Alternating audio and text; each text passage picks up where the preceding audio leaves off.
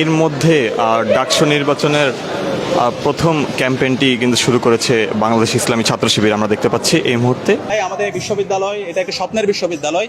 এই ঢাকা বিশ্ববিদ্যালয়টাকে আমরা সবার ঢাকা বিশ্ববিদ্যালয় করতে চাই। জুলাই বিপ্লবের এটা কিন্তু অন্যতম একটা প্রত্যাশা যে এটা কোনো একটা বিশ্ববিদ্যালয় কোনো একটা দলের অথবা কোনো একটা বর্গের হবে না, এটা সবার হবে। তো ইউনিটি ইন ডাইভার্সিটির রিফ্লেকশন সেটা আমাদের প্যানেলের মধ্যে আমরা দেখিয়েছি। যখন আমি ঢাকা বিশ্ববিদ্যালয়কে সবার বিশ্ববিদ্যালয় করতে পারবো সকল শিক্ষার্থীর, তখন এই পুরো বাংলাদেশটাও সবার হবে।